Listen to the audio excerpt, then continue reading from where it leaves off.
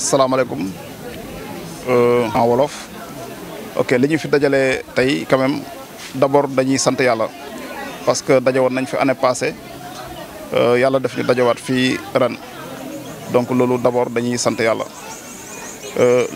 daje bi nag quand même dafa am lu ko waral ak ñoo xam ne ñoo ko waral aussi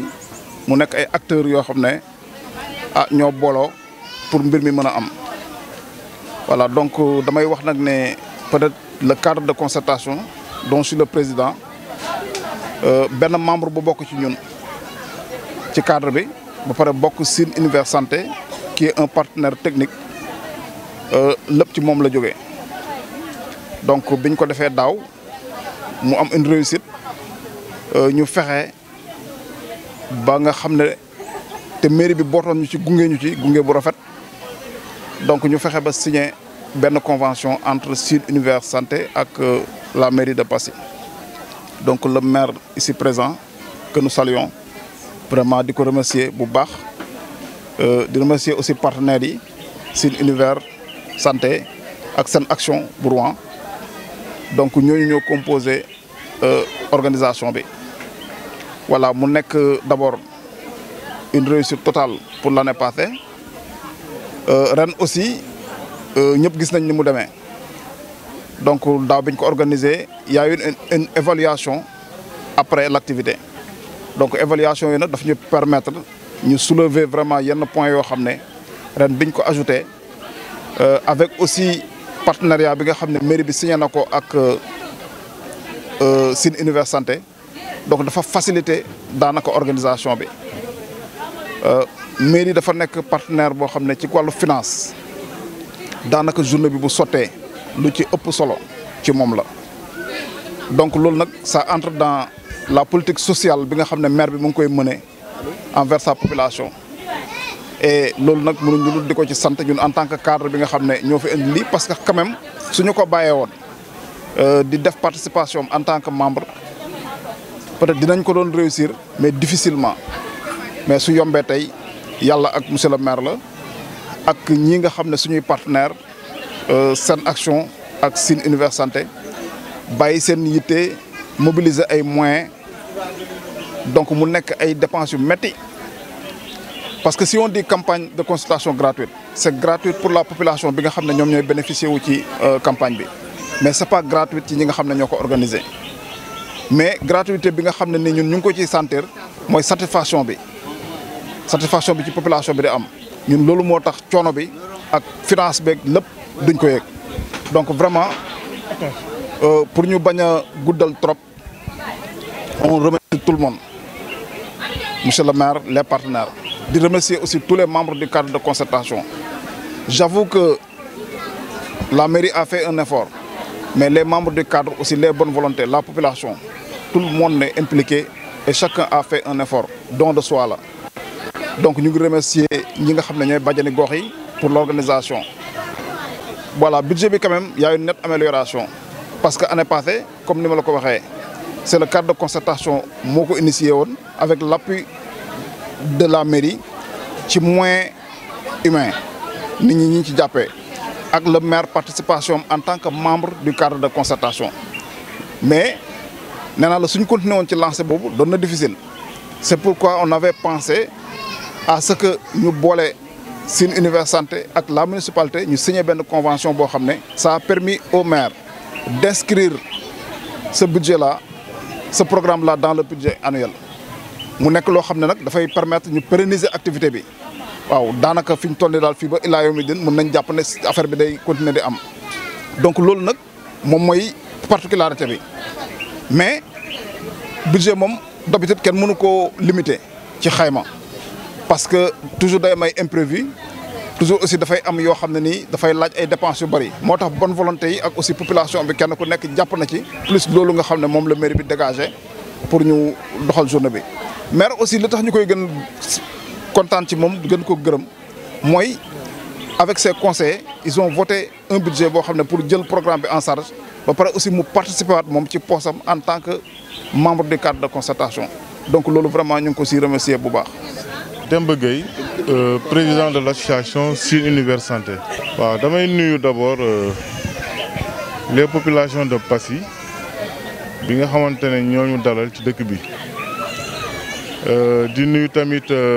monsieur le maire bi nga xamante ne tey moo fi nekk kilifa di koy gërëm di koy sant di nuyu tamit le président du cadre de concertation monsieur Alioune Badara Diouf ak tous les membres du cadre. Donc damay démarrer rek par di remercier d'abord suñu grand bi Mamadou Biteye bon boo gisee moo bëgg a taxaw foofu parce que moom dafa nekk membre ci association bi bokk ci ñu njëkk a initier les journées en 2014 ñu réitéré ko en 2016 ba daaw ñu ñëwaat Passy def consultation bi mu tombé ak monsieur le maire ba mu ko yëgee ak cadre bi ñoom tamit vraiment ñu taxawu ci bañ taxaw ba pare ñu ne nag comme lii dafa am solo waruñ ko bàyyi nii wala ñu koy bàyyi di def benn édition di tëbal ñoom ñu jël benn engagement pour que Sine Univers Santé et la commune de Passy ñu am benn convention boobu li ñu ciy d'accord mooy chaque année si suñu programme annuel dañuy programmer Passy loolu moom c'est carrément réglé chaque année Passy aura ses jours ren nag ñu gis ne Passy daaw satisfaction bu ñu fi am ak ñu gis engagement bu population bi amoon ba liggéey bi buñ commencé woon xëy na am na liñ ci def mais yeggul ñu ne ren nag nañ fexe ba jéem a def 2 jours loolu moo waral tey ñu ñëw def 2 jours bañ ko defee aussi bañ leen ko proposé ñoom aussi ñu nangu ko vraiment def ci liñ ci war a def yëpp ba tey li ngeen fi gis tey jii moo waral tey journée bi mel nii. Deuxièmement aussi mooy gis nañ ne fu ñu jaar yëpp organisation Passy vraiment c'est une des meilleures waaw te loolu aussi bokk na ci luy gën a motiver ñun parce que liggéey bi su organisation bi jaaree yoon rek liggéey bi man pour man nit ñi dañuy sawar a ñëw Passy ba ma leen def Passy 2 jours ñu ne pourquoi pas 3 jours mais attends donc noonu lay demee loo gis ci benn lay commencé def na ko daaw ci benn ren mu def ko ñaar espérons que dina continuer incha allah. di gërëm bu baax tamit les membres du cadre parce que tamit gis naa ne c'est des gens yu bien yu baax laa fi gis te vraiment ibbeeku nañ yaatu nañ wàccee nañ seen bopp te ku ci nekk xëy na bu ñu la fekkoon fa nga nekk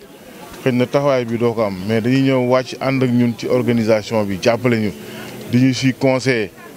waaw surtout sur le plan médical di remercier docteur Diop moom daf ñuy conseiller parce que lii da ko yàgg a def te moo ñu ko gën a xam. donc mu ngi ciy jàpp di ñuy conseiller vraiment ñun tamit dama leen di gërëm au nom de l'association parce que Passy aussi bon suñu dëkk la man daanaka j'ai mes parents ici am naa fi turando am naa fi tamit ay kóllëre donc ñëw Passy dama ci sawar parce que sama dëkk la te gis naa ne c'est une terre d'hospitalité boo nekkee xale doon naa ñëw fii de vacances donc am na lu ma xam lu bari ci dëkk bi moo tax ñun dañuy sawar a ñëw Passy di leen di remercier ci accueil bi organisation bi rafet na amuñu benn problème tout est mis en place avant notre arrivée donc di gërëm encore une fois monsieur le maire waaw loolu moom yokku na parce que daaw on n'avait pas amené un ECG mais à chaque fois dañuy bëgg a relever le plateau donte on ne peut pas tout amener mais cette année on a amené unité de ECG bu nga xamante ne au niveau de la cardiologie bu ñu xoolee mag ñi ku ci am problème tension ñu mun ko vérifier sur place. Et ça aussi c'est gratuit parce que su amutoon dañ koy bind jox patient yi ne dem leen hôpital dem leen ba Kaolack wala Fatick wala Foundiougne te c'est pas évident aussi ñoom ñu respecter consignes yi lu waral loolu parce que faute de moyens day am non seulement di nga ut passe bu la yóbbu ci zone yooyu mais da ngay fay tamit la consultation fay tamit l'analyse qu'on vous a demandé tey jii bu ñu andee loolu tey dinañ soulager le maximum maanaam fii tey mun nga fi am lépp. li ci des mën nga ko li ngay uti yi feneen daanaka du bëreeti donc ci vision boobu lañ nekk at mu jot on essaie d'améliorer les choses relever un tout petit peu le plateau technique bu ñu xoolee tamit sur le renforcement des médicaments nos partenaires nous ont amené pas mal de médicaments yoo xam ne wax dëgg fa yàlla c'est des médicaments de qualité en dehors ci li nga xamante ne mooy suñu stock habituel bi ñu andi donc loolu yëpp fexe nañ ba mettre ko en œuvre pour que ces 2 journées là mu mun a réussir. voilà bu ñu fi gisee des cas qui nous dépassent donc dañ leen di référer directement au district de santé déjà parce que ñoom ñooy autorité médicale bi au niveau de Passy et puis c'est ñoom ñooy superviser notre activité. Donc médecin chef a été saisi, le conseil de développement sanitaire a été saisi. Donc tous les cas qui nous dépassent seront directement référés aux structures la plus proche, en l'occurrence le district sanitaire de Passy. Et cela aussi est valable durant tout notre parcours, parce que c'est normal de respecter la pyramide sanitaire du pays, en commençant par la base au sommet. Donc ci loolu la ñuy inscrire depuis des années et je pense que ñu ngi ci lancé boobu alhamdulilah amaguñ fi cas bu ñu jaaxal espérons que loolu duñ ko am mais bu amee aussi on a pris toutes les dispositions possibles pour essayer de régler ce problème. Donc pour le moment toujours comme nous sommes dans la région du Sine Saloum te gis nañ ne d'après les études hypertension artérielle moo fi bëri d'habitude. beneen bi mooy diabète ak maladie yi nga xamante ne parasitose pour les enfants mais dañu ne sensibilisation moom mooy xaw a manqué parfois ba tax na suñu partenaires yi ba ñu ñëwee def nañ des illustrations en affiche waxtaan ak population bi sur des maladies de la bilharziose sur l'hypertension artérielle les maladies des mains mais aussi sur le paludisme donte ñi ngi naan c'est éradiqué mais ba léegi ça reste encore des poches. te ñoom dimbale nañu ce matin sensibiliser les populations avant le démarrage des consultations te loolu dafa am solo parce que ñu ci bëri duñu xam c'est bien de consulter mais c'est mieux de prévenir te loolu tamit boole nañ ko ci suñu action yi et j'espère que le message a été bien passé et que population bi dinañu ko respecter ni leen ko waxee. Donc là, merci. Bonjour à tous, donc je suis Suzanne, la présidente de Sénaction, les partenaires de Ciné Univers Santé pour cette caravane médicale. Je tenais vraiment à remercier tous les collaborateurs qui ont permis à cette caravane d'avoir lieu aujourd'hui, à cette journée de consultation d'avoir lieu. Donc à Monsieur le maire, à tous les collaborateurs et aussi bien sûr à nos partenaires Ciné Univers Santé sans qui rien ne serait possible aujourd'hui. Je dois dire que leur engagement et leur abnégation est vraiment une source d'inspiration pour nous à Sénaction. Et on est vraiment heureux de pouvoir réitérer ce partenariat depuis maintenant plus d'une dizaine d'années et de pouvoir revenir chaque année dans les caravanes médicales. Et on est très heureux, très honorés d'être ici à Passy pour cette journée de consultation. On est très heureux de voir qu'il y ait autant d'habitants de Passy qui soient venus aujourd'hui. Et on en profite pour faire un maximum de prévention, pour sensibiliser au maximum les populations aux maladies infectieuses et à l'hygiène. On essaye de le faire avant les consultations et aussi pendant les consultations parce que pour nous c'est vraiment le plus important. Et on sait que si on prévient les maladies, eh bien, ça permet à tout un système de santé d'aller mieux, à toute une population d'être en meilleure santé, d'avoir de meilleurs résultats au niveau des soins. Et donc on est vraiment très heureux d'être là. Oui. Pardon ? Le constat, c'est vraiment une organisation qui est incroyable. On a encore très peu de recul par rapport à la caravane, parce que ça fait que quelques jours qu'on est là, mais c'est vraiment la meilleure organisation qu'on ait eue. C'est aussi un des endroits où on a eu le plus de patients, le plus d'habitants qui viennent nous consulter. Donc on est vraiment contents et hyper heureux du travail qui a été fait en amont. On se rend compte que c'est vraiment une organisation qui est très lourde. Et c'est pour ça qu'on tient vraiment à remercier tous les organisateurs, tous les gens de la commune qui ont permis notre venue ici. Une bonne raison donc de continuer le partenariat. Oui, très bonne raison de continuer le partenariat. Tout d'abord, Baye Niass, maire de la commune de Passy, mais aussi membre du cadre de concertation. Alors, ginnaaw bu ñu sant Yàlla julli ci Yonent bi ñuy sant di gërëm la population de Passy ci li nga xamante ne tey jox nañ leen ko mais ñu répondre ci favorablement. Mais laata loolu aussi dañuy wax ne lëg bu lekkee olom na ko gërëmee coy dañuy sant di gërëm ñi nga xamante ne tey ñoo waral bés bi muy le cadre de concertation bi nga xamante ne c'est dirigé par notre frère le coordonnateur Alioune Badara Diouf ànd ci nag ak des docteurs bon cadre bi ñu ci nekk ni bari nañ macha allah mais pourquoi may wax loolu mooy parce que dafa am ay nit ñoo xamante ne ay doomu dëkk bi lañ et yàlla def aussi seen xam-xam màcc ci côté boobu ñu ciy liggéey te mu bokkoon également ci objectif fu cadre bi mooy ku nekk côté bi nga mënee nga agir ci noonu ba tax na tey ñoom posé nañ ci poids bi ci balance bi mooy ci mel ne ñoom docteur Mamadou Biteye mais le docteur Serigne Ibrahima Diop ñi nga xamante ne tey ci côté santé la ñu liggéey. dinaa wax ne bokk na ci événement phare yi nga xamante ne moom la cadre bi di organiser di def au niveau de Passy bien que am na yeneen yu bari aussi. di sant aussi di gërëm les partenaires parce que nag ñun suñ ko doon mën rek di ko bëgg te amuñu partenaires yoo xam ne engagé wu nañ et je pense que am nañ détermination bëgg nañ pour def yaakaar naa duñ mën a am résultat yi ñu am tey donc par ma voix Sine Santé Univers Santé en la tête notre frère Demba docteur ñu ngi leen di sant lu bari di leen gërëm mais aussi di wax ne remercier ñu également membres yi nga xam ne ñoo ànd ci délégation bi di kontaan lu bari si ñoom aussi mais comme ni ko waxee sànq rek c'est parce que yéen yéen a nekk ci kanam mais am na ñu leen di jàppale mu nekk des partenaires muy seen action et ñu leen di remercier ñoom tamit par rapport ak seen engagement mais aussi lépp loo xam ne ñu koy def pour affaire bi mën a yegg si fii. et di nuyu di sant également di gërëm yeneen organisation de base yi nekk ci dëkk bi nga xamante ñëpp mobilisé wu nañ ci nga xamante ne mën nañ ci compter d'abord comme ni ñu ko waxee sànq la municipalité. La mairie ginnaaw bi nga xamante ne def nañ ko fi daaw bi muy jeex on avait eu l'occasion de faire une convention de partenariat entre Sine Univers Santé Sine Univers Santé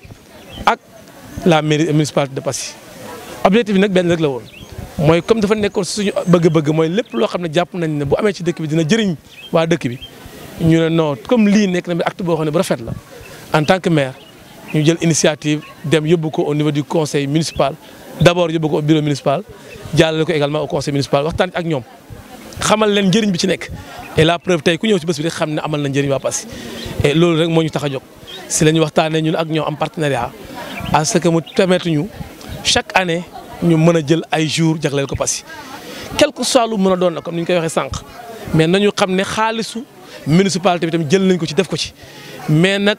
jëluñ ko sànni ko di ko jël mu def ko ci ñoo xamante ne day jëriñaat en retour askan bi parce que nag dañuy wax consultation gratuite ñëpp di ko dégg mais en réalité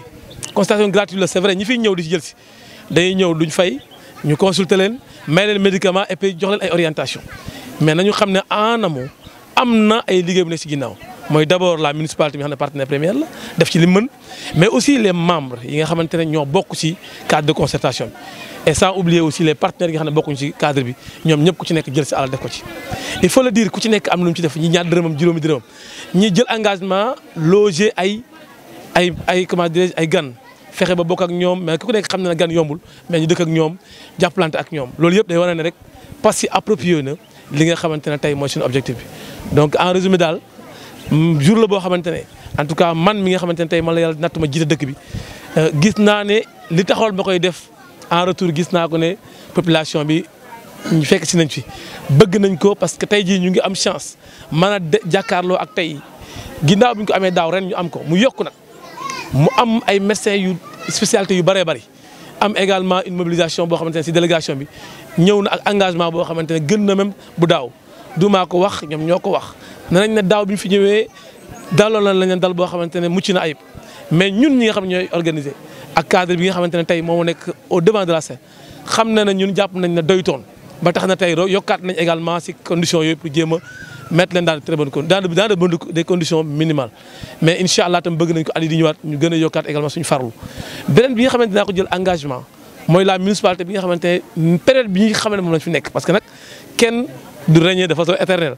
waaye tant que ñu ngi fi bu soobee yàlla incha allah ma ànd ci ak sama bureau municipal ànd ci également ak le conseil municipal ànd ci ak samay collaborateurs lii damay bëgg incha allah mu pérenne nga xamante ne heure su amul tamit duñ wax ne municipalité bi la mais dañuy wax ne peut-être yeneen acteurs yi la te ñaanuñu yàlla su fekkee ne signé nañ pacte entre ñun ku nekk war na mën a fexe de telle sorte que ce pacte boobu ba mu desee ginnaaw si yéen en tout cas ñun la municipalité kontaan nañu si partenariat bi on est très fiers et on est très content de ce partenariat et on est également on a mesuré à juste valeur ce que vous avez fait pour également venir à Passy, mais mieux, donner plus de 2 jours à Passy. J'en suis sûr et j'ai eu la liste. Il n'y a que la seule localité où il y a eu 2 jours. Et ça, amna lumi mandargal. Encore une fois, nous sommes des gens mais aussi des gens, comme Taïré de recommencer, il y a le def, mu yegg si jàmm ak salaam. Bu ci kenn am ben problème. Mais également, à nouveau, nous sant bu amul app. Gërëm leen, di ñaan également yàlla yokku leen. yàlla mën na ko yéen ko yàlla def encore une fois ñu ngi sant ñëpp di. waaw xam naa ne d'abord li nga xam ne mooy cëru mairie ci dëkk mais aussi ci wàllu wér-gu-yaram ñu ngi ciy jéem suñu kéem kattan parce que jàpp nañ ne d'abord dëkk nu ñu ko waxee un corps. Dans un corps sain, dans un esprit sain, mais aussi il faut d'abord un environnement sain d'abord. Et cet environnement sain-là, beaucoup de ces préoccupations majeures de la municipalité. Je peux en lister quelques-uns. Je pense que d'ailleurs, vous avez tous été au courant que l'assainissement a été une ligne motrice de notre, de nos plans d'action. Aujourd'hui, nous avons une localité qui est vraiment constituée un point noir. Je ne parle pas de la commune de Passy, mais aussi du département de Foundiougne et de la région de Fatick. On dit alhamdulillah pour l'instant li ñu gisagum mooy point la boo xamante ne heure bu tawaan premier jour gis nañu ne ñi fay dëkk ci conditions yi ñu nekk day métti parce que tamit ndox bu nekkee ci biir dëkk set du fa am hygiène du fa am loolu yëpp tey yàlla dimbal nañu dox nañ ci côté boobu. beneen bi mooy ku nekk xam na ne assainissement aussi dañ ci tudd ne li ëpp solo mooy kër yi bu ñu mënee am ay fosses septiques à chaque fois ñu koy mën di nga ci à temps mais di ko nga ci à des prix yoo xamante c'est abordable loolu yëpp gis nañ ne dañ ko def nañ ko à travers également cette comment dirais-je des actions yoo xamante ne municipalité bi def na ko ci. beneen bi aussi mooy comme wax sànq à travers cette occasion ñu lancer appel à l'ensemble des patients. Je pense que récemment avec les activités initiées par le président de la République les journées Set Setal Passina n'était pas derrière et je pense bien comme ñëpp jàpp ko mooy samedi dimanche bii di ñëw incha allah bëgg nañ defaat également journée parce que dimanche passé lañ ko doon def mais dafa tombé loon yàlla ji di taw mënuñu ko ñu ñaan dimanche bi bu ñu ko yàlla mayee mu gën incha allah yàlla ba mu taw ñu fexe ba def journée boobu mais loolu doyul. Appel là, je l'ai fait et j'ai eu l'occasion de le dire lors de cet événement. Moi, je n'ai pas cette année-ci, je veux que ça soit Passy sans Mboum Ndour. Parce que Passy sans Mboum Ndour doit contribuer à cette Passy. Passy sans Mboum Ndour doit contribuer à l'hygiène de Passy. Et j'en fais appel à l'ensemble de la population de Passy et particulièrement aux associations sportives. Parce que je pense que je parle sous le contrôle du président de l'AMT. J'envisage d'ici peu, Inch'Allah, peut-être d'ici un prochain maximum, pour commencer à faire les subventions allouées aux équipes, aux ASC. Et mais aussi les associations qui ont d'abord, comment dire, Karim Fondation, AIDEC, mais aussi côté Bimani, côté Dego, qui ont des associations qui ont des donc pour vous dire que en tout cas, nous, municipalité bi ñu ngi dox ci tànk boobu pour nu ñuy def ba nga xamante ne franchement hygiène dina am dëkk bi santé dina fi am mais aussi maladies yi nga xamante ne mën nañu ko éviter yàlla dimbal ñu ci à travers li nga xam ne moom lañu def comme action. Encore une fois ñu ngi sant waa Passy yëpp mais ñu ngi sant particulièrement la commune de Passy mais aussi le conseil municipal mi nga xamante ne moom moo autorisé ñu mën a bokk ci kii bi mais mention spéciale au cadre de concertation dirigé par notre frère Alioune Badara. Encore une fois, mais aussi de remercier les partenaires, Sine Univers Santé, mais aussi Sen Action encore une fois. Nous sommes remercier aussi les journalistes. Merci à tout le monde.